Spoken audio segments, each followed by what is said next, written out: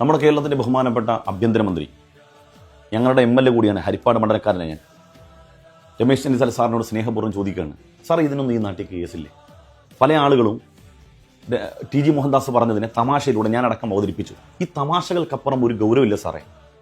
ഈ നാട്ടിലെ, ഈ നാടിൻ്റെ പ്രതീക്ഷയായ, ഈ നാടിൻ്റെ സ്വത്തായ യുവ സമൂഹത്തെ അവർ സമരം ചെയ്തതിൻ്റെ പേരിൽ അവരെയൊക്കെ നെഞ്ചു തുളക്കും, വെടിവെച്ച് കൊന്നുകളയും, അവരെ കൂട്ടിയിടും, ആശുപത്രി കൊണ്ടുപോയി കൂട്ടിയിടും എന്നൊക്കെ പറയുമ്പം ഇതിനൊന്നും ഈ നാട്ടിൽ ഗൗരവമില്ല സാറേ. ഞാൻ ആലോചിക്കുകയാണ്, ആ TG മോഹൻദാസ് എന്ന് പറയുന്ന മനുഷ്യൻ്റെ തലയിൽ ഒരു തൊപ്പിയും അല്ലെങ്കിൽ ഒരു അല്പം ഇച്ചിരി ഊച്ചാന്താടിയും ഉണ്ടായിരുന്നെങ്കിൽ ഈ നാട്ടിൽ എന്തെല്ലാം ചർച്ച നടന്നതിനെ, ഏതെല്ലാം ആംഗിലുള്ള ചർച്ച നടന്നത്, എത്ര ദിവസം അതിനെക്കുറിച്ച് ചാനലുകൾ ഉറക്കമൊഴിച്ച് ചർച്ച ചെയ്തേനെ. എന്താ സാറേ, ഇതിനൊന്നും ഇവിടെ യാതൊരു ഗൗരവമില്ലേ? ഈ നാടിൻ്റെ സ്വത്ത്, ഈ രാജ്യത്തിൻ്റെ പ്രതീക്ഷയാണ് ഇവിടുത്തെ യുവാക്കൾ. അവരുടെ അവകാശങ്ങൾ നിഷേധിക്കപ്പെടുമ്പോൾ സമരം ചെയ്യുമെന്നുള്ളത് സ്വാഭാവികമാണ്. ഇവിടെ എത്ര സമരം കഴിഞ്ഞു? ഈ സമര പോരാട്ടങ്ങളിലൂടെയാണ് ഈ കേരളം, നമ്മൾ അല്ലെങ്കിൽ ഇന്ത്യ എന്ന് പറയുന്ന മഹാരാജ്യവും ഈ കേരളത്തിലെ നവോത്ഥാനവും ഒക്കെ സമര പോരാട്ടങ്ങളിലൂടെയാണ്. അല്ലെങ്കിൽ ഒരുത്തൻ്റെ ഔദാര്യം കൊണ്ടല്ല നമ്മൾ ഈ അനുഭവിക്കുന്ന സുഖമൊക്കെ കിട്ടിയത്, സമര പോരാട്ടങ്ങളിലൂടെയാണ്.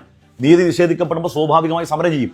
ആ സമരം ചെയ്യുന്ന കുഞ്ഞുങ്ങളെ വെടിവെച്ച് കൊല്ലുമെന്ന് പറയുന്ന ഈ എംബോക്കിയെ, ഇവനെ പിടിച്ച് അകത്തിടാൻ ഇവിടുത്തെ സർക്കാരിന് കഴിയുന്നില്ലെങ്കിൽ നിങ്ങളിൽ പ്രതീക്ഷ അർപ്പിച്ചുകൊണ്ട് വോട്ട് ചെയ്ത ഞങ്ങളെയൊക്കെ സത്യത്തിൽ നിങ്ങൾ ഒന്നുമല്ലാതാക്കുകയല്ലേ?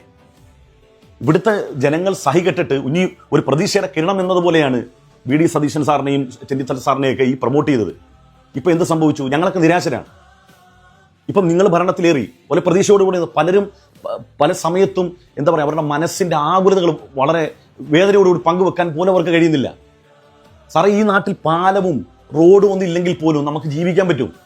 അങ്ങനെയൊക്കെ നമ്മൾ ജീവിച്ചിട്ടുണ്ട്. പക്ഷേ ഇവിടെ വർഗീയത എന്ന് പറയുന്ന സാധനം ഉണ്ടല്ലോ, ഒരു നാടിൻ്റെ സമാധാനം നഷ്ടപ്പെടുത്തുന്ന പരിപാടിയാണ് ഈ വർഗീയത, ഈ കൊലവിളി. ഇത് ഇയാളടക്കം എത്ര പേര് ഇവിടെ നടത്തുന്നുണ്ട്? ഇവർക്ക് ആർക്കെങ്കിലും എതിരെ കേസുണ്ടോ? ഇവരെന്താണ്? ആർക്കാണ് ഭയം? ഇവരെയൊക്കെ ആർക്കാണ് ഭയം? നിങ്ങൾക്ക് ഭയമുണ്ടോ? ഞാൻ ചോദിക്കാം, നിങ്ങൾക്കൊക്കെ ഭയമുണ്ടോ? ഇവരെ ഞങ്ങൾക്ക് ആർക്കും ഭയമില്ല. അതുകൊണ്ടാണ് തുറന്ന് സംസാരിക്കുന്നത്. ഇത് TG മോഹൻദാസിന്റെ സ്ഥാനത്ത് ഈ വേഷം ഇട്ടുകൊണ്ട് ഞാനാണ് ഇവിടെ പറഞ്ഞെങ്കിൽ ഉറപ്പായിട്ടും എനിക്കെതിരെ കേസ് വരൂല്ലേ? എന്നെ നിങ്ങൾ പിടിച്ച് അകത്തിടൂല്ലേ? ഉറപ്പല്ലേ ചെയ്യുന്നു. എന്തുകൊണ്ട് ഇയാളെ അകത്തിടാൻ കഴിയുന്നില്ല? ഇയാൾ ഇത് മാത്രമല്ല, ഇയാൾ പലപ്പോഴും ഇത്തരത്തിലുള്ള കൊലവിളി, ഇത്തരത്തിലുള്ള ഒരു സമൂഹത്തെ അങ്ങേയറ്റം മോശപ്പെടുത്തിക്കൊണ്ടുള്ള സംസാരം ഇയാൾ നടത്താറുണ്ട്. ഇയാളുടെ പല വീഡിയോയിലും അങ്ങനെ തന്നെയാണ്. ഇയാൾ ശശികല ടീച്ചർ ഇയാളെന്നൊക്കെ പറഞ്ഞാൽ ഇവർ പരസ്പരം അങ്ങോട്ടും ഇങ്ങോട്ടും ഈ വെനം അവർ അങ്ങോട്ടും ഇങ്ങോട്ടും ഷെയർ ചെയ്യുന്നവരാ. എന്നിട്ട് ഇവർക്കെതിരെ ഒരു തരത്തിലുള്ള നടപടി എടുക്കാൻ സർക്കാരിന് കഴിയുന്നില്ലെങ്കിൽ സാറേ, ഞങ്ങളൊക്കെ എന്തിനാണ് വോട്ട് ചെയ്തത്? എന്ത് പ്രതീക്ഷയിലാണ് മുന്നോട്ട് പോകേണ്ടത്? നിങ്ങളൊക്കെ പ്രതീക്ഷയുണ്ട്, അതുകൊണ്ടാണ് പറഞ്ഞത്.